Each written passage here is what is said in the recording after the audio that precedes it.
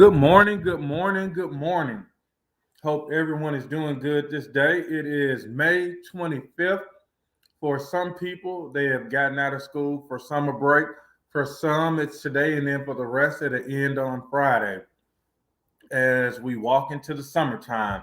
And so, again, thank you guys for jumping on for this week's Access Denied. We have a lot to talk about, as you've seen in the title. We have end of the year celebrations, whether it's been graduation time, whether it's been field day or birthday or any type of celebration at the school. But we also have had some tragedies that we'll talk about. This happened as close as Murfreesboro, but also nationally, the things that happened in Central Texas yesterday. So thanks some of you guys for jumping on. Good morning, Miss Fitzgerald. Good morning, Miss Groves. Come on in, share this thing out. We're going to get started here. Like I said, we got a lot to talk about following up from the speaker series and the Freedom Schools end of the year assessments as we look at how kids did on TCAP and it not being counted for their final grade as it usually is because there was some type of delay. We also want to talk about the MAP assessment, which a lot of you parents remember is the assessment they take, and it kind of aligns to TN Ready and TCAP. That may or may not be the case this upcoming school year. And so, definitely want to hear from you guys too around what are some of your summer plans, things that you want to do, that you cannot do, that you're going to do, and just any suggestions you might have for parents like myself as we try to figure out, better summer planning. But I see Miss Archibald is in. How you doing, Miss Archibald? It's been a while.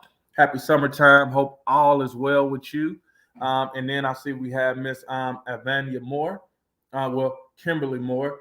Thank you, Miss Kim. Thank you for jumping on. But first and foremost, we really want to give a moment of silence. If that's what you want to do, I want to say a prayer as we remember the students and the faculty who were injured or worse tomorrow in the school shooting at Central Texas. So I'm just going to say a prayer. Feel free to lean in or do your moment of silence. But Lord, thank you for giving us this opportunity to fellowship midday and come together to talk about things that are most important to us when we think about public education for our kids. But also, Lord, thank you for giving us the ability for school year in and school year out to not have to experience extreme safety issues that plague our country and around the world. Please, Lord, take this time and enter to the heart of those who have been affected. Help them out spiritually, physically, and definitely emotionally. Thank you, Lord, for all that you do. Please continue to protect us. Please continue to give us the insight and the mindset of how do we make sure we minimize and even stop these things from happening in the past. Thank you, Lord, for all you do. And in your name we pray. Amen. And so thank you guys for just spending a little time as we said the prayer, or if you did your moment of silence. If you don't know, there was a massive school shooting where multiple children and a few adults were gunned down in Central Texas. It has rocked our nation. There's been a lot of sadness, but also for me personally, I've also gotten the madness from parents when they say, why does this continue to happen? Not just in Central Texas, but as we think about Sandy Hook, as we think about Florida, as we think about Colorado, even as we think about in Tennessee and Knoxville, there was a school shooting. And so we just want to give good grace, but also open up the space from parents to just, as I ask you guys, because all of us have kids. How you doing, Scott? Thank you for jumping on, sir. As we all have kids, what are some of the things that we can do to prevent this from happening in the past from your standpoint? I've gotten some good and decent ideas, but I definitely want to spend a little bit of this reflection time hearing from parents like, how do we stop or minimize these mass school shootings that happen to children, whether they're in elementary, middle, or high school? And so, feel free to comment in on that as I bring up just people and parents, you guys jumping in.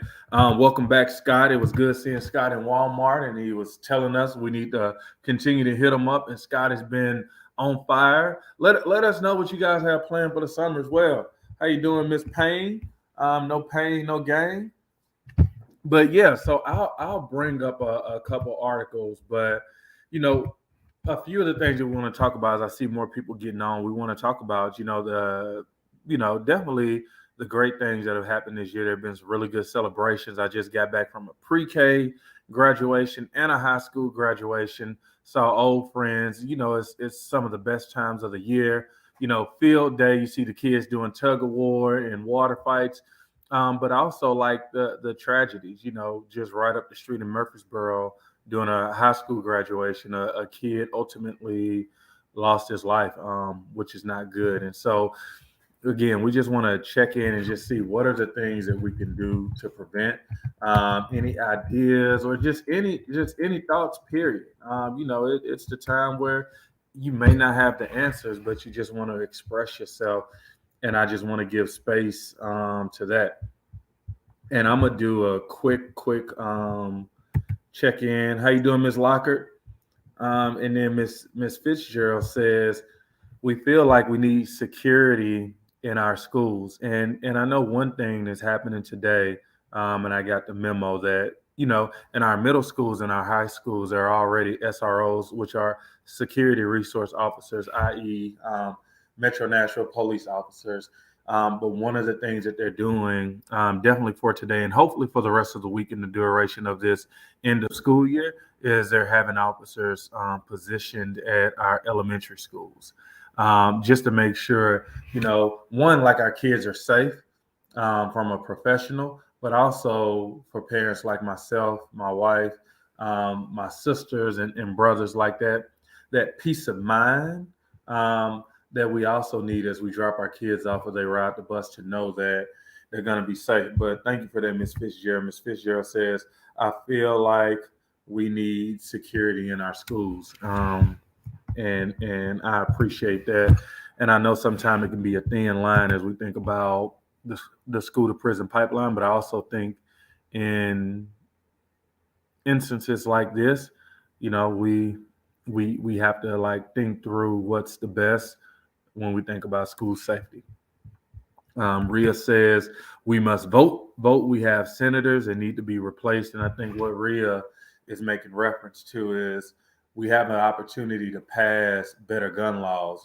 Gun laws that restrict the mentally ill. Gun law. I was just in Texas, and they had two signs. They had one like there could be no concealed weapons on the property, and then they had another sign that said there can be no open carry guns on the property. And I was like, man, like you just gotta lay it all out for some people who just want to open carry or conceal. But yeah, that is a good point. Good morning, Thomas. And then Nina says, I saw some positive changes this year in school, but the fight is still on to make global change. As parents, we have an overload of concern. Mm-hmm.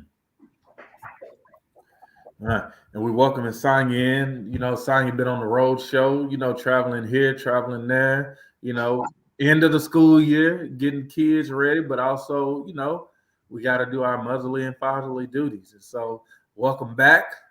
Glad to have you back. Glad to be back, man. Thank you. I do want to stop and say thanks to everybody for their thoughts and their prayers on the passing of my children's father. We had a lot of our parents that came out, Miss Hooten, Miss Gardner.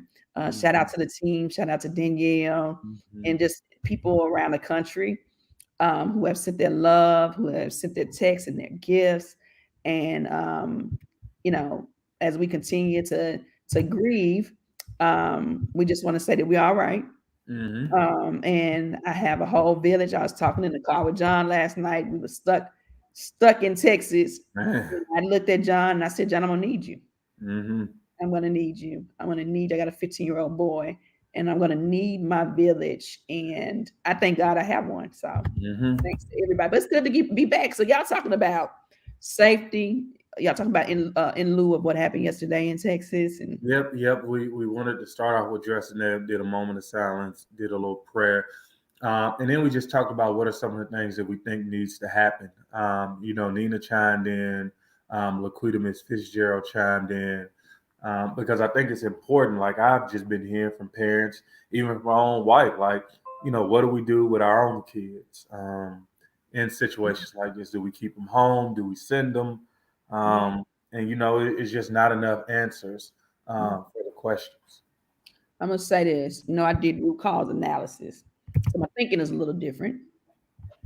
I always think about what root cause, like what is, because there's so many different things that contribute to that.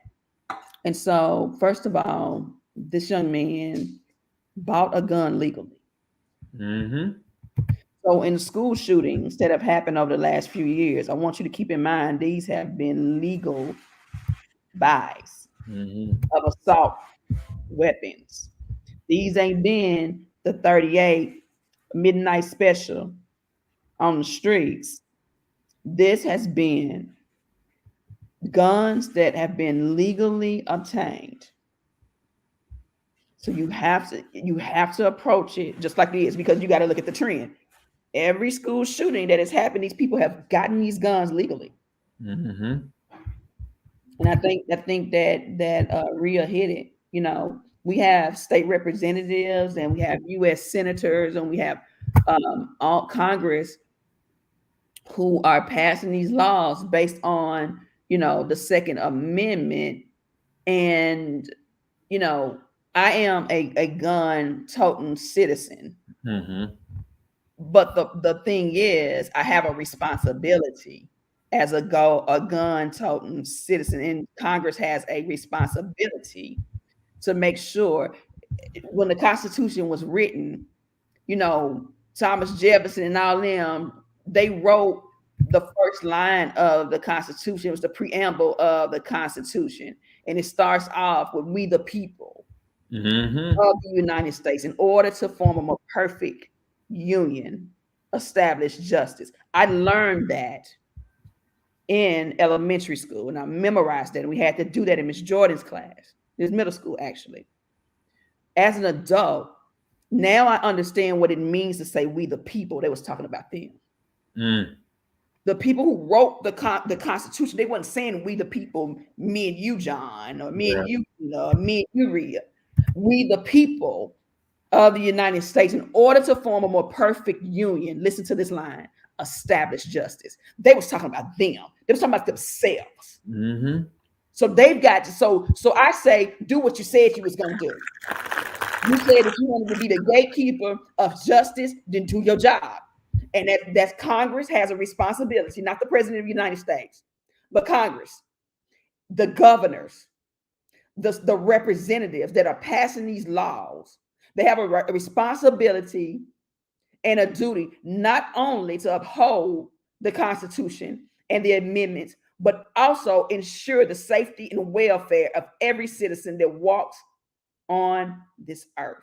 And that means that comes with great responsibility. And it does come with great privilege. And all we're saying is we are tired of children being the victim of laws in which people who are responsible are making. And to me, they have the blood on their hands. They have the blood on their hands. They are responsible for the murders of these children every time they decide that they're not going to do something. Every time they decide that they want to defend a person like myself, who is a gun-toting person. And myself, and my thing is, it comes with a great responsibility. I'm not saying take away people's guns. We're saying that there needs to be some type of reform. There needs to be some type of laws put around where it's not so easy. How does fentanyl and heroin and all those things get into our community? They say it all the time. I mean, I'm just gonna be candid. They say it gets in through the government, because it's no way you can get those high quantities um, into our country, and just not going to the drug thing, but making a clear point to what you're saying, Sonya. Rick Ross was a rap artist I listened to, coming out of high school, going into college. It wasn't until I was reading and read about the real Ricky Ross, who was moving a lot of cocaine. And his big message was, man, I was getting it from the government. And that blew my mind, and it made me think and dig deep. So as we look at gun violence that's happening right now, as we look at these AR-15s, he purchased 2 assault rifles. Like, we do have the ability, the government has the ability to like stop things like that with easy policies, because he got it legally, as you said, Sonya, and so it could have been avoided. And this was a kid, and we're gonna read a little bit, but this was a kid who clearly had mental issues, because the first thing I read about him saying he shot his grandmother. And if we know anything about grandmothers in the community, they filling in the gap. Like, most of the time when you see a grandmother raising a child is because there's been an issue with the parent, and the grandmother's like, well, I didn't raise my kids, and now I need to raise my grandkids. And so to shoot your grandmother, it's highly likely he was not in his right frame of mind. So he shouldn't even been able to do it legally. Right. That's right. Yep. And Yvonne says watch Ozark, and I'm a big Ozark fan. But again, I think what she's alluding to, it breaks down, and we don't want to be conspiracy theorists on here. So Ozark is fictional. It may be non-fictional, but a part of in there says the drug gang keeps going because the government was involved in it, and they want to keep making seizures. And so when we think about guns, somebody told me, Sonya, in Texas, people know when the new shipment of bullets come in, right? Because there'd be a shortage on bullets. And she said there was a line, there always a line wrapped around the building, because they know what day it's coming in, and they're coming in there to get their bullets. And you just have to think, what are we shooting? Mm-mm.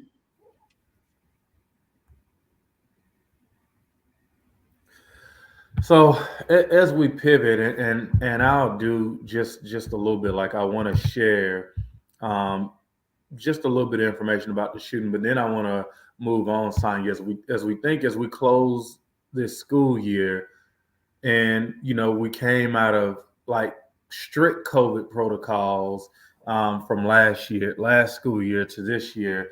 I want to talk about an article, the 74 article, next, after I run through and give a little bit of information on the gentleman who created this mass, I'll say, domestic terrorism. And so it just says an 18-year-old male armed with a rifle shot his grandmother before driving to Robb Elementary School and overpowering a school officers, authorities said. Um, Children and teachers who died were inside a single classroom where the shooter barricaded himself before he was fatally shot. Authorities identified him as Salvador Ramos, but revealed no motive. Ramos had hinted on social media that an attack could be coming, according to the state senator Roland Gutierrez, who said he had been briefed by state police. He said the gunman suggested the kids should watch out, and that he had bought 2 assault weapons after turning 18. End of quote. So I think it's very possible that there were things going on with this person. Mm-hmm.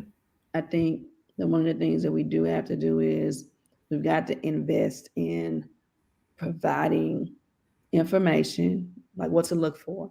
Mm-hmm. What are the signs? What are the symptoms? I think that the prevention that we used to see growing up is not a priority for this country anymore.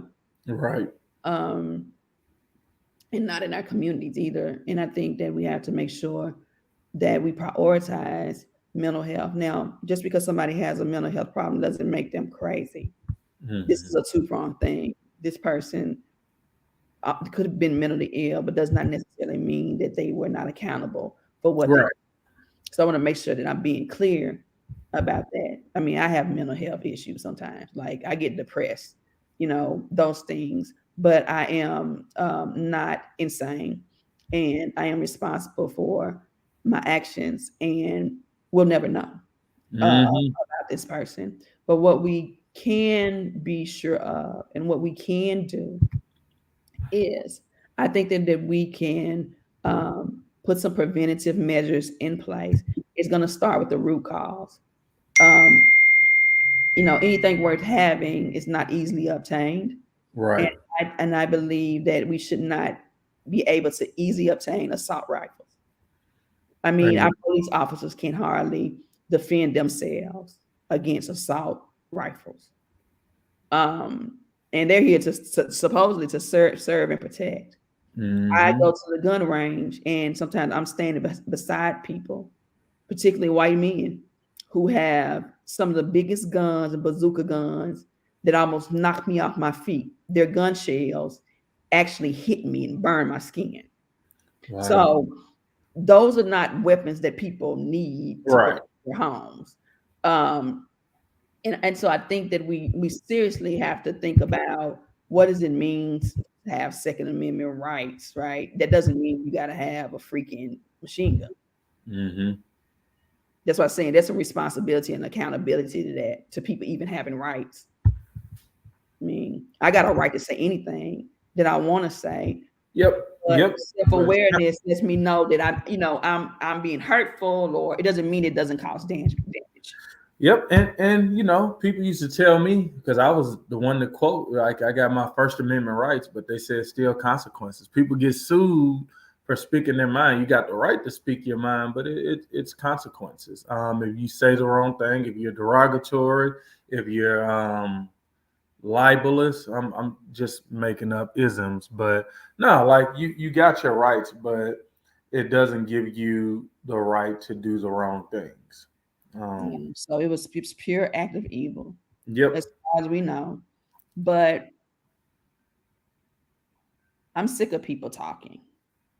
So, to the President of the United States, to members of Congress, Mm-hmm.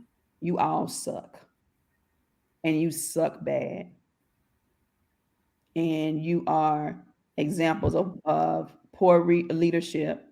We don't feel comfortable in this country. And yes, I know it's the home of the free, the land of the brave, supposedly. Right. But for the most part, the people who occupy the United States, who pay taxes to keep this government running,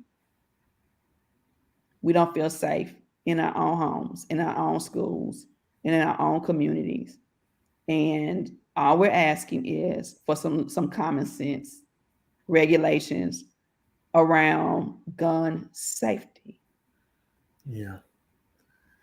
And this is not a natural propel issue or a black, white, or Latino. Like this is America's issue. I heard from a pretty conservative guy yesterday, just speaking his mind. But really, he's a soldier. He talked about having top secret security clearance, and he was just flabbergasted by what we're going through and the inability to not stop it. And so for him, this wasn't about Second Amendment rights. It was really about, he said, I got a kid in elementary school.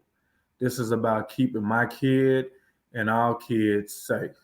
Because he was like, I'm thinking about, I mean, this is how serious it is. So he said, I'm thinking about taking a job on the night shift so I can be in front of the school and be on alert. That's so much PTSD waiting on something to happen. But for him, that's his only solution right now, because it's so troubling. Well, they knew, I think they actually chased him into the building. I just wonder how he even got into the building. How did he even have access? Because from things that I read, it was as if you know he entered the building uncontested. Mm, And so I know some people are saying, well, we need security and we need this. Like, what we need is the inability to get the guns in the first place. right. Like you said, root cause. Root cause. I mean, you can't go in there and use a assault rifle if you ain't got one. You can't get access to one. Mm-hmm. So one of the parents, as Yvonne says, one of the parents said they do a lot of hunting in that area. However, it was alarming to hear it during the season. Ayana says, Ms. Moore says they are terrorists. Sherry Lucas Hall says that is exactly where the blame belongs. Our government has failed to stop this kind of violence. Logic, planned, and thought about. And then we got our father checking in and Scotty, who says, I'll just let him know like he on here, letting people know and involved in the conversation. And so it is, yeah. Sonya, the last part that I was pulling up on there, let me take this off. It just says, the killer entered the classroom, he locked the door and started shooting. Officers arriving on the scene began breaking windows around the school trying to evacuate children. And then the tactical team forced its way into the classroom and faced gunfire, but was able to shoot and kill the suspect. Mm.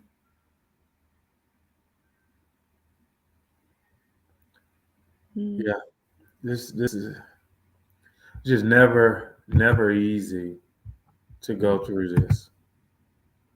Mm. I think we have to have these conversations Yes. in our community. I'm gonna tell you guys something. You're not far away from somebody being shot in a metro school.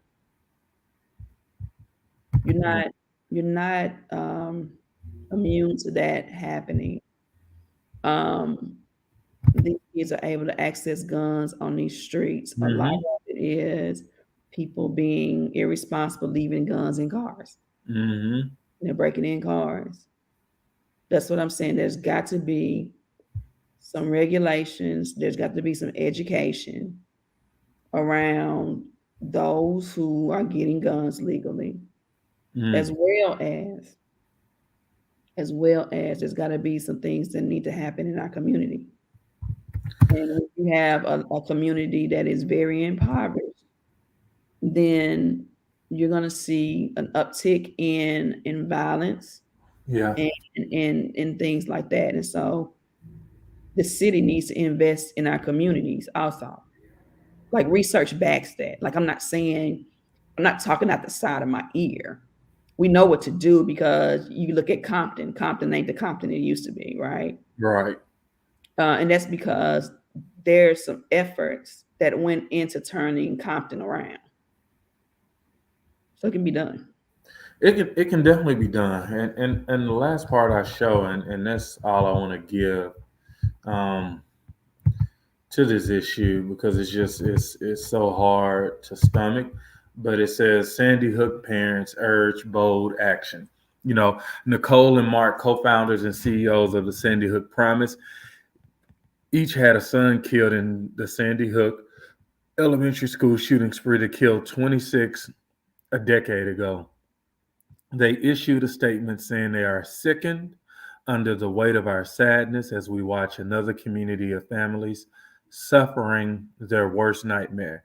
And they called on everyone to urge elected officials to pass legislation that protects children. And I think this is the first time for me, Sonya, honestly, that I'm going to send some emails out. I'm going to make some calls in these political forums that I attend. I'm going to ask not what they think, but what are they going to do? Mm-hmm. And it's not necessary putting SROs in the schools. Mm-hmm. It is regular, like stop criminal. Some people on here, I know it's when you're scared, you know, it's like by any means necessary. Mm-hmm. But I just want to caution people about police officers in schools. And the thing we have to do is we have to push governors and state real. I mean, the governor just signed a law to where you can just get a gun or you don't have to have a permit to carry. Yep. The governor, he just did that. Yep. building. So that has nothing to do with SRO officers. It has to do with those who have power. Somebody's in their ear. They're not thinking all the way, and they're making very dangerous, negligent decisions about our communities. If somebody in Texas pushed for 18-year-old to have a gun. Mm. Who did that? Mm-hmm. Blood is on their hands. And Sherry, as we end, it's called intentional. We need to be intentional in our efforts to protect our children and stop this kind of violence in spaces where our children exist. And that was a real conversation I had to have even in my household. Do we send, our kids to school this week? Luckily, John's last day was yesterday, but my youngest son, Carson, I was like, it's thousands of schools across, and this has been tragic. But we can't live in fear. We just, like you said, like, how do we stop? What's been the issue? And the issue that I've seen and read about, it's people who have mental health issues, people who are scorned, have access to guns. And so, like, how do we stop just that, which is the majority of the mass school shootings, or someone being bullied? When we think about high school, right? We've been talking about that. We've been talking about all of the bullying by teachers, the bullying by students, the bullying by other parents. Like, that stuff matters. But parents, I want to, kind of, the last thing I have to say about this conversation is, do you even know your school safety plan? Mm-hmm. You should ask. If an active shooter is approaching the building or gets in the building, what is the protocol? Do you guys practice? Yeah, the crazy thing, Sonya, did you even hear about the issue that happened at Inglewood Elementary with an active shooter or someone who was trying to run in the building? Mm-mm. So So now Representative John Ray Clemens responds to the shooting. He's on here now doing a press conference. mm-hmm. So now it's going to get political. The Democrats going to come after the Republicans, Right. and all that shit. So I just want to just bring it up. Like, the adults are going to have a pissing contest about this. Politics as usual. Politics as usual. But let me talk about a heavy lift, Sonya, as we pivot just a little bit, because it's the end of the school year. It has been amazing at times. It has been rough and tearful. Like, as we think about academic achievement, I checked out with my son's school this morning. And, he made A's and B's and 1C. And the 1C was in math, but it was an 89.6. And I was just like, yeah, so that's a whole nother conversation. But I was proud that he's been able to grow coming out of the pandemic. Like, looking at his TCAP scores last year, I was like, we've just had work to do. And so we've been trying to be as intentional as we can to focus on the things that happen in school, reinforcing it in the household. And it's showing like he's growing, but we still have a long way to go. But this heavy lift that I want to talk about is an article that I think you were mentioning. It was the 74. And it really talked about, and I'll go back to the top. It talked about, the headline is Absenteeism Skyrockets. Schools get creative about luring back lost students. Church cookouts, gas money, and walks to school are among the strategies. But with the rates as high as 40%, educators call it a heavy lift. And you just want to give us a little background information on this sign before we dig into it? Yeah, so a lot of students have been missing school, basically. And it's a trend across the district. And as John said, 40% trend. Mm-hmm. And we know when kids are not in school, they don't do well. And so Metro Schools created these care days. And the care days are where, like John said, one they had at Greater St. John Missionary Baptist Church out north. where the staff was there at the school and they invite these students, at the church, and they invite these Right. students over to the care day who have a high rate of absenteeism from school. They invite their families. And like John said, like, one of the things that they felt like it was, due to affordable housing, or due to, you know, I don't know. I can't remember what it was due to, but I remember what I said. Mm-hmm. And I don't agree that it's due to affordable housing. I think that one of the root causes, as there are many root causes, is the fact that there is not a good school culture. Yeah. If there's not a good school culture, who wants to go to school? If you're Yeah. being bullied, if you don't feel like you're doing well in school, you become hopeless. Mm. Children begin to complain of stomach aches and Mm-hmm. headaches because they're not reading well and they're not doing well in school, or it's too much stress because they're getting into it with everybody, and maybe even getting into it with the teachers and feel picked on. Heard it. I wouldn't want to go either. I actually remember those feeling like that some days, so I just didn't want to go. I think that the school culture, looking at the trend as we've been listening to parents over the last few months, there has been a school culture problem.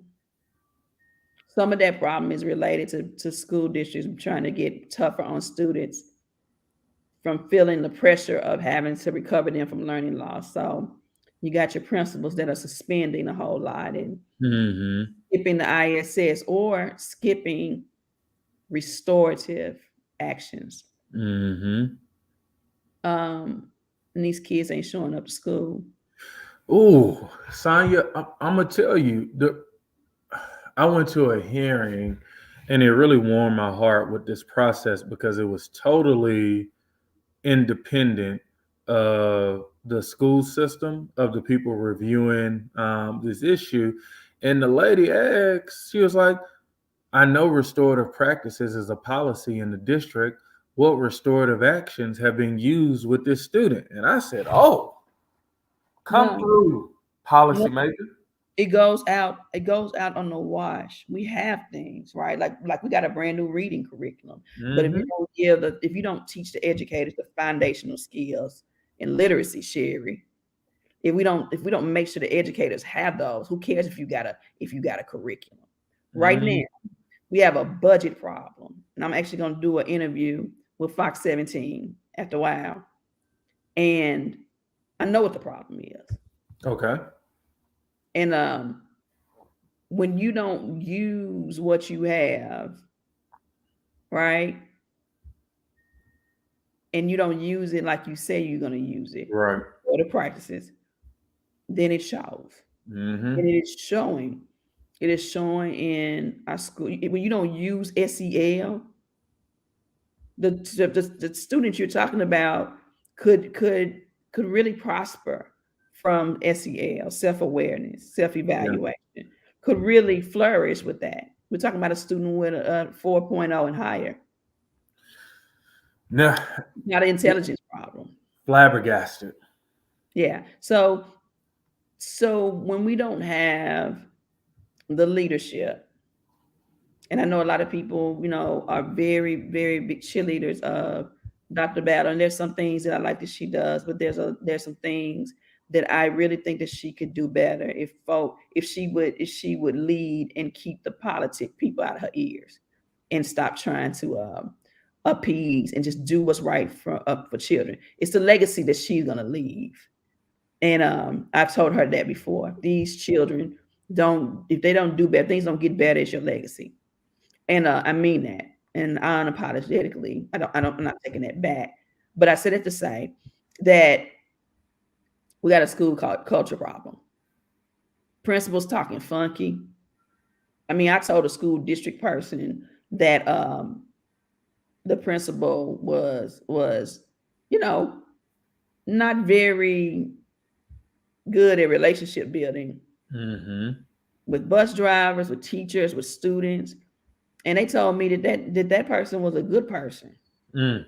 And I said, he ain't got no social skills. Mm-hmm. Mm-hmm. He's lacking what it takes to build a strong culture. Mm-hmm. So, you know, yeah, that's basically what I said in that article. It's not about affordable housing. Like that's an issue, but the root cause is, you know, school culture. Who wants to go Right. for whatever reason? They ain't going because they don't want to go. Why? Because the culture ain't good. Mm-hmm. Yep. And I'll read a little bit of it. It says, they talk about how students are less likely to come to school if their teachers are absent, a problem that's intensified with staff members out because of COVID. But the issue is few creative approaches to reminding parents of the importance of keeping their children at school. Staff members recently gathered at a local Baptist church as part of their newest strategy. Just offering information on COVID vaccines, housing, and transportation assistance in hopes of pinpointing the reasons children miss school. And I think we're already going backwards if we're doing this just to pinpoint the reasons. Like we know, like if you have worked in education for a year or 5 years or some 25, like some things don't change. Bless their heart. Sometimes I wonder who the hell is behind these desks. It's scary. Folk be getting paychecks instead of asking the people they need to ask, and that's the parents. Yep. But Yep. your relationship, the culture is so bad that you got to put up a bouncy house to even talk to parents. It ain't good. Or just being able to relate. And we spent this weekend, in the community talking directly to parents. In this one community, they they created affordable housing is there, right? These parents are doing the best they can. They're working. It is safe out there. But one thing remained the same, Sonya. Even though the housing got better, even though the community was safer, the thing that stayed the same? What? The piss poor schools. Because all of those kids who lived in the nice community with the swimming pool and the great views and the safe community, they still sending their kids to schools that have literacy rates in the single digits. And what I loved about these parents, they knew it sucked. They talked about being at the school asking. They talked about the response was when they asked to get more support for their student who was thriving, like, well, we don't have any supports. And so you think about the parents who was asking, hey, like my kid has ADHD, like I've dealt with him, I know what we need to do. Can we do it? Oh, we ain't got the resources. But when I told those parents that that school not only gets more money because they're a priority school, but also that they have gotten a $3.5 million grant just for this school to do things around digital literacy and leadership. And Yvonne, just going back to that sign, she says the bounce house. Yep. I said what I said, girl. Mm-hmm. And I got, you know what? I said I done been through too much stuff not to say what I say the truth. Now I don't know everything, but we are the parents that we serve. We, And this stuff is happening to me, to John, to you guys. And so it's real. And, the experiences are real. And so we know best, right? Who better to inform the decision than the parents that is happening to? mm-hmm.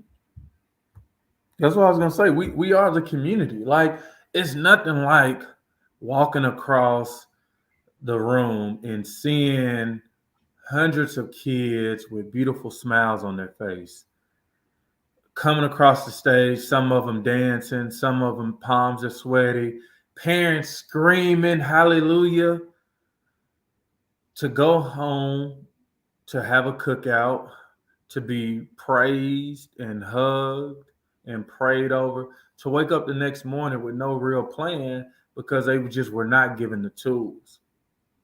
Tuesday you graduate, Wednesday is like, okay, what's next? I'm sick of it. I'm sick of it. And also knowing that some of those kids, if history repeats, it's not going to make it to the 10-year class reunion, unfortunately.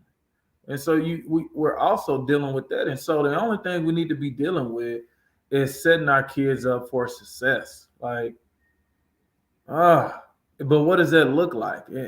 It's real simple. It's knowing every student and identifying what they want to do. How do we make it happen, and the partnership that comes along with the journey, And not just saying that. and not just saying it. Like, I mean, Yvonne on fire. She says, "Are they really in the trenches?" Mm-mm. But baby, they'll have a whole celebration about them. I just be looking. Like, I think I'm a nice person for the most part. Mm-hmm. But when I see bullshit, I just have to call it out. I'm probably the person that I say what people be thinking. Because I'm like, if I hold that in, shoot, it might make me sick. But they be celebrating stuff that is not celebratory to me. Yeah. So it says, families who have children, families whose children have at least a half dozen absences were likely to get an invitation or a knock on the door urging them to attend the event. The idea was to take the heavy lift off of the schools. And Carol is amazing, but they thought grilled hot dogs, hamburgers served while DJ spun family-friendly tunes would be more effective. But I'm gonna tell you, as an organizer, Sonya, I can already tell you what they missing. They brought right they brought the tools that you need to create success and get kids back on track, right? It's like the curriculum. Like we buy the curriculum, we buy the books, we got the teachers. You know what's missing when I saw that picture a couple of weeks ago? The relationship. They just thinking if you build it, they will come. No, you have to build the relationship. And anybody on here knows that, man, it ain't nothing like seeing kids run up to a teacher and hug them, son, at the end of graduation. I'm just all in my feelings right now. Mhm. And they crying, they both like ugly crying. And the story is we didn't think they were going to make it through. And we worked together on this. And that child believed in that teacher, and that teacher believed in that child, and they created something that was beautiful. But it started with a relationship. It starts with the relationship. It don't, the relationship ain't in the middle. I mean, Mm-mm. our whole organizing model is on relationship building in the beginning. Mm-hmm. Um, then you know what you have in common, you know what each other care about, and you move towards that common goal. And like I said in that article, like, hey, shout out to the district for doing something like that. Like, that's nice. But it's not really about affordable housing or anything like that. And I don't know if you want to go to the quote that I said. I don't remember the exact words, but I think I rounded it up about what it's Oh really yeah. about. Oh yeah. And I said that I appreciate the district is, what they're trying to do. Like, you can appreciate when somebody is trying, Right. but I think that they're overlooking important reasons. Okay, and I don't think it had anything to do with affordable housing. And I urge them to ask themselves, what does the school culture look like when students enter the building? See, this is about getting the kids in the building. So if they're not coming in the building, then what's going on in the building? Right. It's just that simple to me. What's Mm. going on in the building? What's not going on in the building? We make it too hard. Yeah. Maybe I should run for mayor or director of schools. Come on now. And as we all agree, it starts with the relationship first. And I think, John, you should work for mayor. I curse too much. yeah. Hey, a cursing may, hey, it's a cursing pastor that's floating around the internet out of Memphis, and he's very popular because he just tells it like it is, and people may not agree with him, but they respect him. Yeah, I don't like government.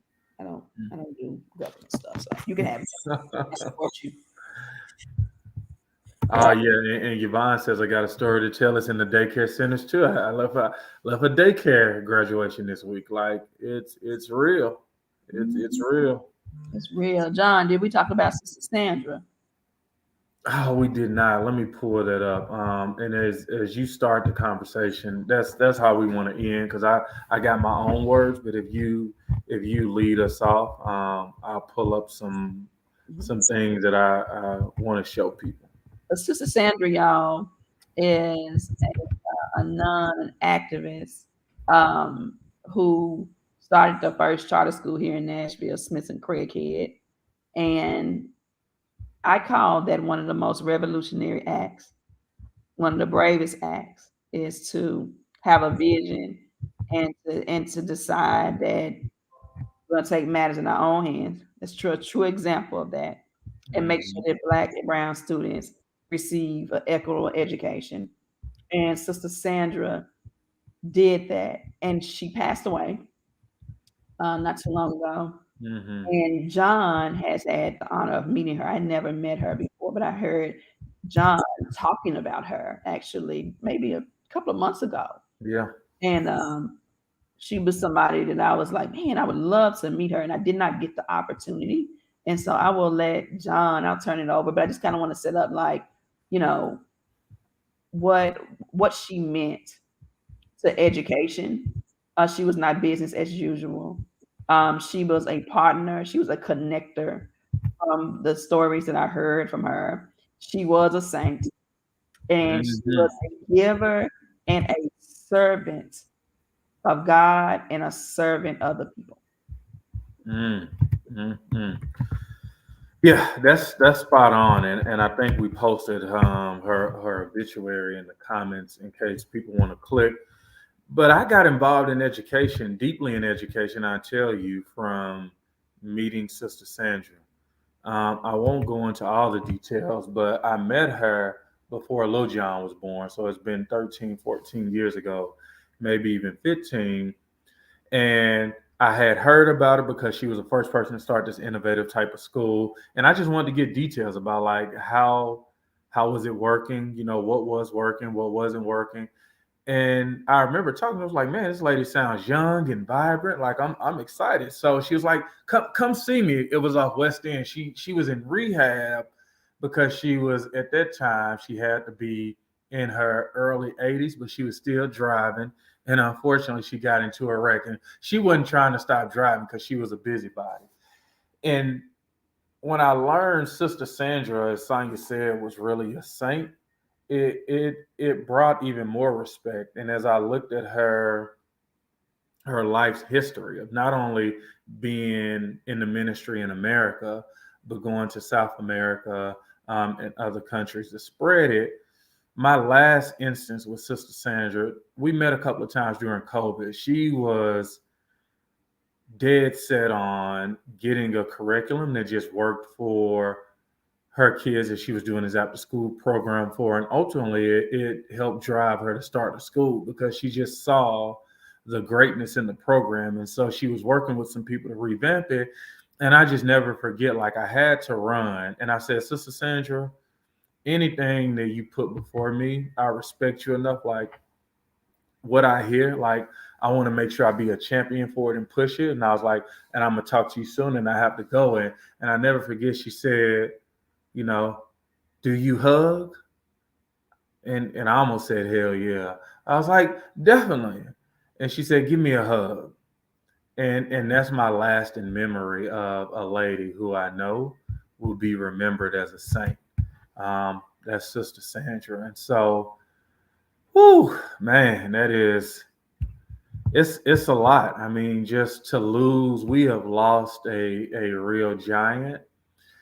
And I think we need to take a step back as a community, as a school district, as people in education, and to look at her life's work, what she had accomplished, what she was still wanting to accomplish, even in their dying days. But thank you, Sonya, for giving me that opportunity. Like, man, I'm gonna just leave it at that because I get a little emotional.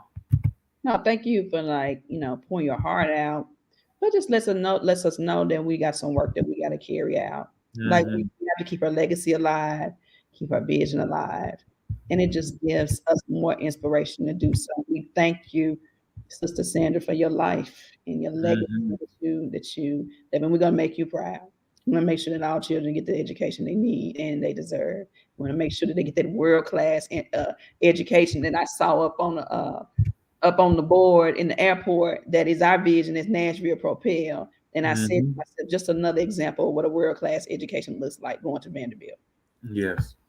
And so we'll continue to fight the good fight. And yeah, it's on. All right. With that, guys, happy summer. Next week, I think we just want to recap like Propel school year, Propel school year of working with parents, working in schools, outside of schools, events, meetings. And so we want to recap our end of the year and do our own End celebration. of the year. What are you talking about? We don't never have an end of the year. End of our school year, because it has been a journey, and I think the organizers will enjoy looking back on just everything we've been involved in, from sun up to early morning meetings to late night meetings and everything in between. Somebody reached out to me not too long ago, and it was like, so what's in store for Propel over the summer? I said we continue to work. What do you mean? We continue to work. We planning and getting ready. It may be some back to school stuff. We may have some parents at the doorstep of some schools that have been failing our kids historically and over a decade. And so this is the real work. This is where you plan and then you execute. So be ready. And if you ready, like y'all that came last Tuesday when we did our campaign call, like be ready. Like we Pastor Troy said it best. And he said, "We ready. Come on." Let's go. Let's go get it. Ain't gonna get no better without us. Right. All right, guys. We will see you guys next week. Thank you again. Again, we got cohort 14. Last class is tomorrow. We look forward to seeing you guys. Let's finish strong. And then we'll keep this train moving. Oh, Miss Candace, we did not discuss this today, but we'll talk about that TCAP thing. I'm doing a little more investigating, digging, and nobody's really gotten an answer to it. So no, you're not the only one. It Not the only one. made the media, but we're waiting on a little bit more information because I think time is going to reveal the real reason. Mm-hmm.